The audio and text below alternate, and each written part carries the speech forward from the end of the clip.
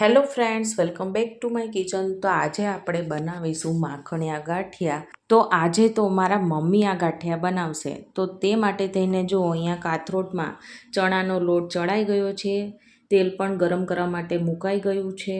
અને હવે છે ને આપણે મેઇન કામ કરવાનું છે કે જેનાથી જ આપણા ગાંઠિયા છે ને પોચા બનશે. તો એક તપેલીમાં મેં અહીંયા છે ને જો 1.5 ચમચી ભરીને આ રીતનું મિશ્રણ એડ કર્યું છે. આ મિશ્રણમાં છે ને મેં નમક, મરીનો પાવડર, ચપટી આપણે હિંગ અને થોડા અજમા મેં એડ કર્યા છે. અને સાથે સાથે આપણે ગાંઠિયાનો સોડા એડ કર્યો છે. જો તમારી પાસે ગાંઠિયાનો સોડા ના હોય તો તેની જગ્યાએ તમે પાપડ ખાંડનો પણ ઉપયોગ કરી શકો છો.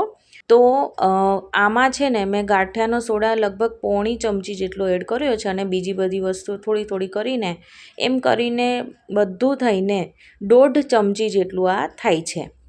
અને સાથે સાથે અહીંયા જો મેં પોણો વાટકો ભરીને તેલ લીધેલું છે.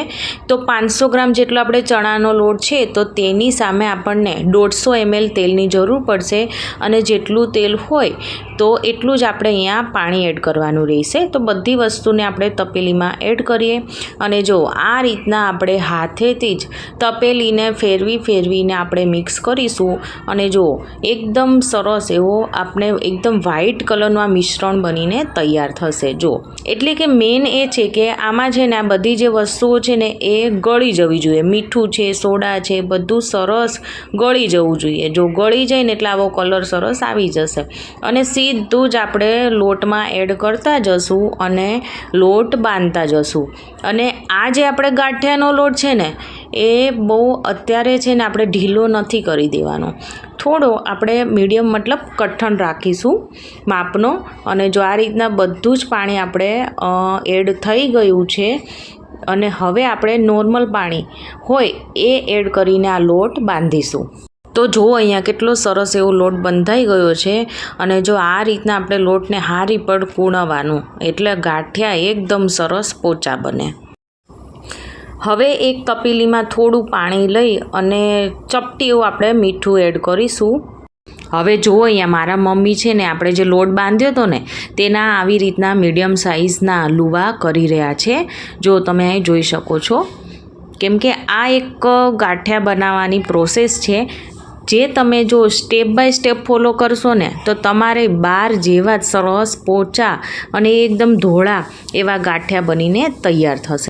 આપણે જે મીઠાવાળું પાણી કર્યું હતું ને તો એમાં સેજ આપણે હાથ બોળી અને જે આ લુવા તૈયાર છે તો તેમાં આ રીતના તેને થોડા આ રીતના મસળી લેવાના છે. જો આ લુવાને છે ને આપણે આછો પીળો કલર ના આવે ત્યાં સુધી તેને મસળવાના છે. કેમ કે આમ કરવાથી આપણે જે લોટ છે ને એમાં ચીકાશ આવશે અને લોટ છે હારી પટ મસળાઈ જશે. એટલે જેમ જેમ લોટ મસળાય એમ એ સરસ કૂણો પડતો જાય અને તેનું રિઝલ્ટ તમને ખબર જ છે કે આપણા ગાંઠિયા છે સરસ પોચા રૂ જેવા બને. જો અહીંયા આ બીજા લુવા જુઓ અને આપણે જ્યાં મસળીએ છીએ એ લુઓ જુઓ કેટલો ડિફરન્ટ આવવા માંડ્યો છે. જો તેનો કલર છે એ બદલાવા લાગ્યો છે. જો આપણો જે લોટ છે ને એમાં લચીલાપણું આવી ગયું છે. તો આવો લોટ જ ગાંઠિયા બનાવવા માટે પરફેક્ટ છે.